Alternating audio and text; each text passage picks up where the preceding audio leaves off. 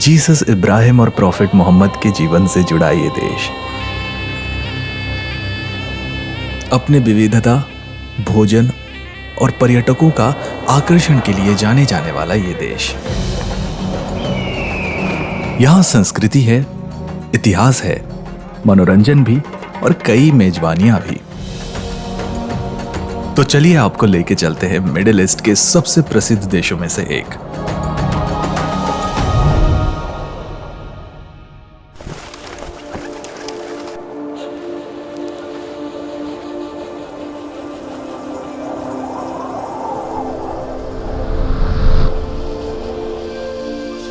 इस वक्त हम हैं माउंट ऑफ ऑलिव पे।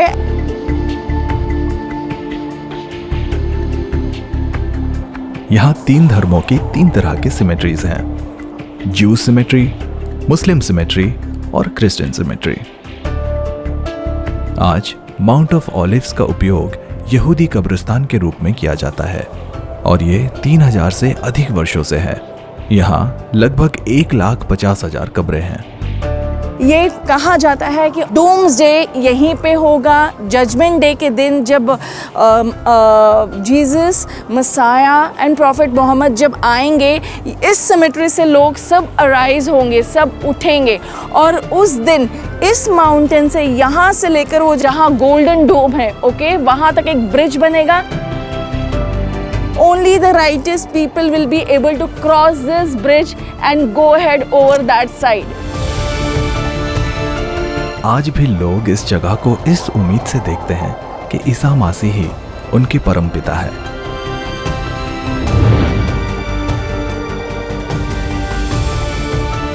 यहाँ आकर उन्हें ऐसी शांति की अनुभूति होती है जिसको शब्दों में बयां कर पाना मुश्किल है।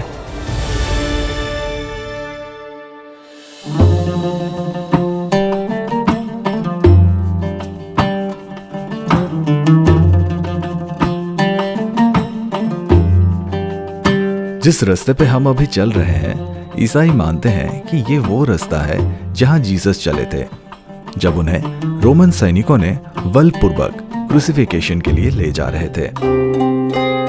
विया डोलोरोसा स्ट्रीट, जिसे पाथ ऑफ सफरिंग के नाम पे भी जाना जाता है, इस रास्ते में 14 स्टेशंस बताए गए हैं।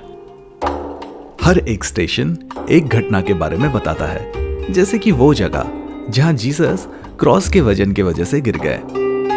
जब जीसस को क्रॉस दिया गया था, रोमन्स ने क्रॉस दिया था कैरी करने के लिए बिफोर क्रूसिफिकेशन, तो ये एक स्पॉट था जहाँ पे उन्हें वो क्रॉस दिया था, उनके शोल्डर पे वो जो ड्रैग करके लेके गए थे। और जब वो क्रॉस दिया गया था, वो इस स्टोन पे उन्होंने लेफ्ट हैंड इस तरह रखा था सपोर्ट लेके और फिर क्रॉस लिया था। सो या this particular stone is there from 4th century। वो स्टेशन जहां सेंट वेरोनिका ने जीसस का चेहरा साफ किया। और इस तरह हम पहुंच जाते हैं the church of holy सेपल्कर।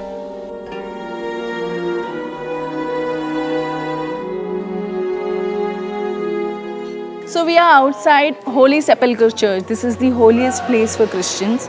This is the place where Jesus Christ was crucified and there's a tomb there where he was resurrected. ये जगह जीसस के जीवन के साथ बहुत करीब रही है और आज इसीलिए ईसाई इसे तीर्थ स्थान मानकर यहाँ दर्शन करने आते हैं।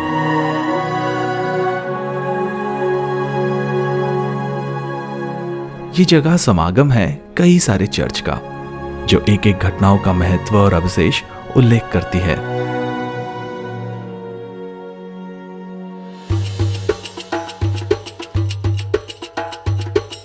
हर शहर की एक खासियत होती है जिसके बारे में लोग कहते हैं इसे नहीं देखा तो क्या देखा। जेरूसलम शहर की भी ऐसी ही एक खासियत है, the western wall. Western wall को वेलिंग वॉल के नाम से भी जाना जाता है। जुडाइज्म में वेस्टर्न वॉल को सबसे पवित्र स्थल माना गया है। Here we are outside Western Wall. This is a holiest place for Jews in the entire world. So all the Jews come over here, stand near the wall, lean their head on the wall and pray. And they ask for the wishes, they pray to the God for forgiveness, everything over here. Wailing wall दरअसल 2000 साल पहले बने second Jewish temple की सुरक्षा के लिए बनाए गए दीवार के आखिरी अवशेष है। Where when Muhammad travels during the night to Jerusalem on El Burak, he ties El Burak to this place on the wall. Before that, the floor was higher. Today, because of the excavation, it seems very high, but at the time this was the level where people stood. He ties El Burak to the foundation of the Temple Mountain and he goes up to the Temple Mountain. हजारों लोग यहाँ अपने श्रद्धा और मिन्नतें पूरी करने आते हैं और इसकी दरारों में अपनी प्रार्थनाएं छोड़ जाते हैं।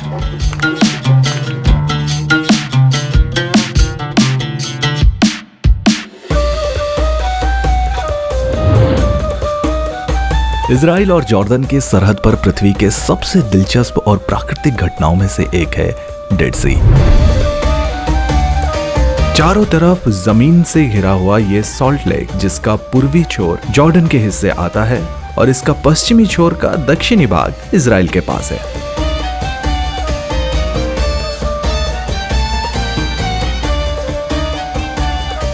We are at Dead Sea. Dead Sea is the lowest part in the world. And as you know, this place is very famous because you cannot sink into the sea. The water pushes you out and you float in the sea. Do you know the reason? Because Dead Sea has 35% of salt content and lots of minerals, which is amazing for the health of your skin. People with psoriasis and other health issues, as in the skin issues, come and take a dip over here so that they have a healthy skin. So you can have a look how beautiful it is. One more part of information is Mark Antony gifted the entire Dead Sea to Cleopatra, the queen of beauty from Egypt. वैज्ञानिकों का मानना है कि मृत सागर धीरे धीरे सिकुड़ रहा है। कुदरत के इस करिश्मे को अपने आने वाले पीढ़ियों के लिए बचाए रखना किसी देश की नहीं, बल्कि सारी दुनिया की जिम्मेदारी है।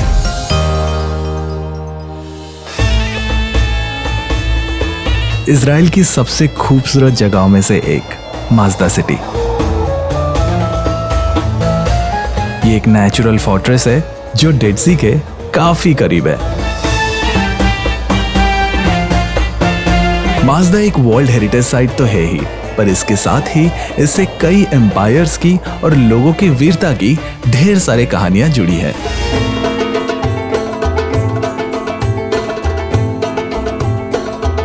माज़दा दुनिया के कुछ इंपॉर्टेंट आर्कियोलॉजिकल एक्सकवेशंस में से एक है। इन एक्सकवेशन से मिली कई सारे कीमती चीजें अब माज़दा म्यूजियम में महफूज हैं। इन्हें विजिटर्स देख तो सकते हैं, पर साथ ही म्यूजियम ने हर एक वस्तु की कहानी बताने के लिए एक ऑडियो सिस्टम भी क्रिएट किया है। जूडियन रेगिस्तान के एक अलग और ऊंचे शिखर पर बसता है ये माज़दा का national park.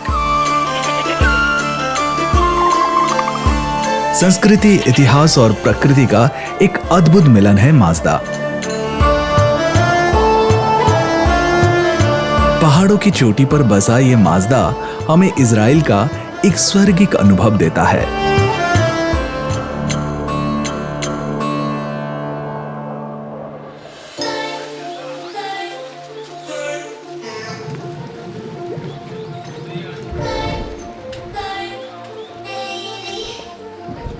We are in city Eilat, and here we are in underwater observatory, which is 6 meters down into the sea.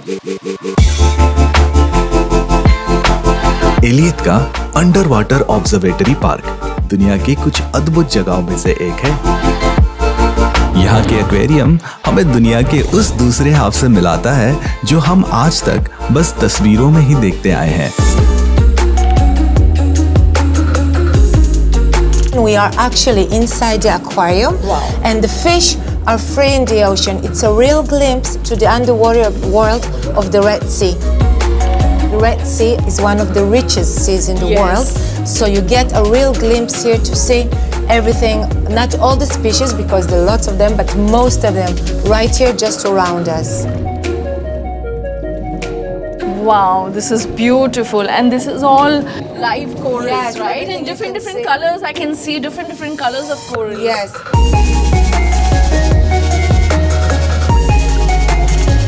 Everything is alive, of course. It's not artificial. Everything is alive. You can see all the beautiful fish swimming around it.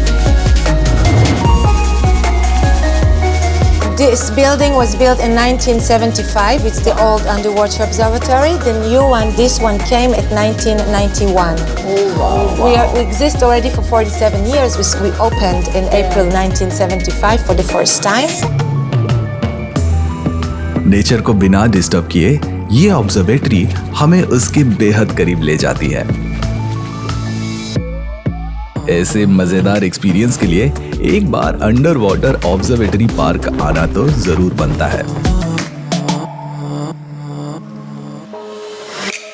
Resort city इलेट से बस 15 minute की drive करें तो आप पहुंच सकते हैं Israel के सबसे दक्षिणी छोर पे, यानी टिम्ना पार्क में।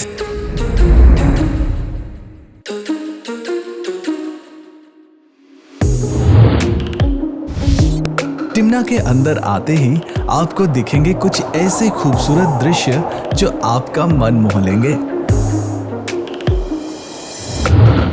So we are in Timna Park. Timna Park is a copper mine and the oldest copper mine in the world.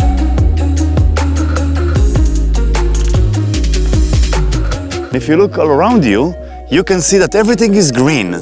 Yes. Well, you see something green, Yeah, there. and you don't see more than there and there. There. So I will surprise you if you move a bit to the side. Okay. Okay, and take a look at this. Oh yeah, I can see it. And that's the copper ore. What we can see here, those are the copper mines, and the Egyptians left us 3,500 years ago. More than 10,000 copper mines, actually shafts that people went into the ground to take out the copper ore. Timna park के rock formation का एक बेहतरीन उदाहरण है Solomon के pillars.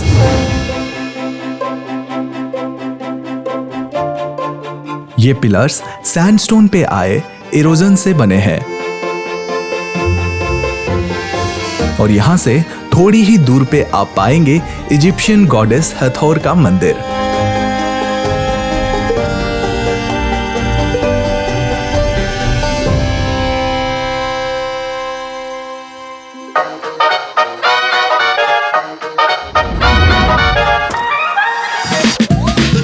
Segue tours दुनिया के कई शहरों में एक लोकप्रिय आकर्षण बन चुका है। अपने क्षेत्र की ये एक लीडिंग कंपनी है जो अनुभवी और पेशेवर तरीके से इजराइल में सेगवे टूर्स चलाती है। सेगवे से पर्यटकों को एक थ्रिलिंग और सेफ एक्सपीरियंस मिलता है। सेगवे पूरी तरह हमारे शरीर के मूवमेंट से चलता है। हमारे गाइड्स के जरिए हिस्टोरिकल साइट्स और उनसे जुड़ी कहानियां जानने का और लुभावने दृश्य देखने का ये एक अनोखा अवसर है। इसका मजा लेने के लिए इससे एक बार एक्सपीरियंस करना बहुत जरूरी है।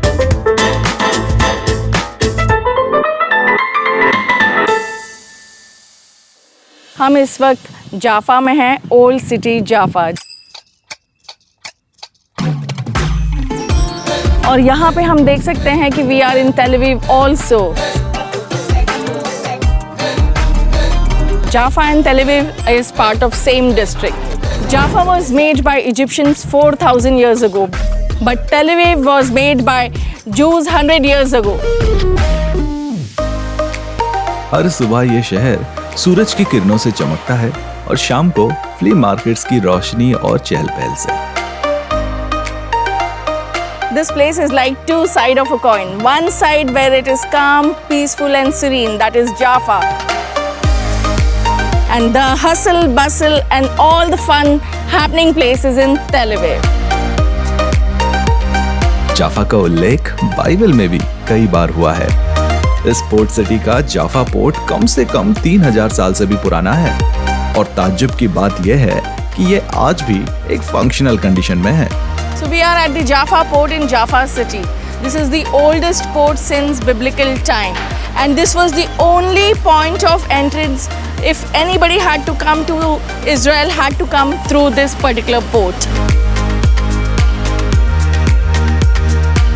यही वो पोर्ट है जहां से कई शासक इजराइल के भूमि पर उतरे। इसकी गलियां जितनी सुंदर है उतनी ही रोमांचक है इससे जुड़ी कई सारी कहानियां। अगर आप इजराइल में हैं तो जाफा विजिट करना जरूर बनता है।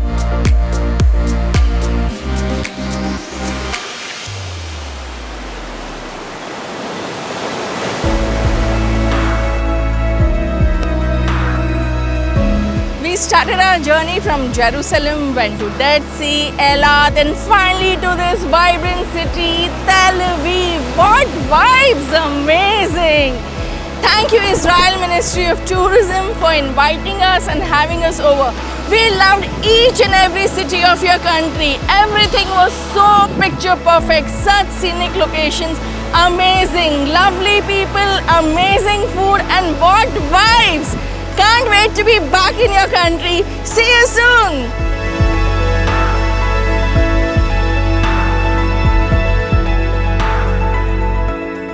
इजराइल की इस धरती पर न जाने कितने साम्राज्य खड़े और बर्बाद हुए हैं। इसकी धरती बताती है हमारे इतिहास और संस्कृति से जुड़े अनगिनत कहानियां। यहूदी, ईसाई और मुसलमान, इन तीनों के लिए ये एक पवित्र स्थान है। 21वीं सदी में इजराइल में उपलब्ध हाईटेक सुविधाओं के साथ यहाँ आकर अपनी श्रद्धा पूरी करना एक अविस्मरणीय एहसास होगा।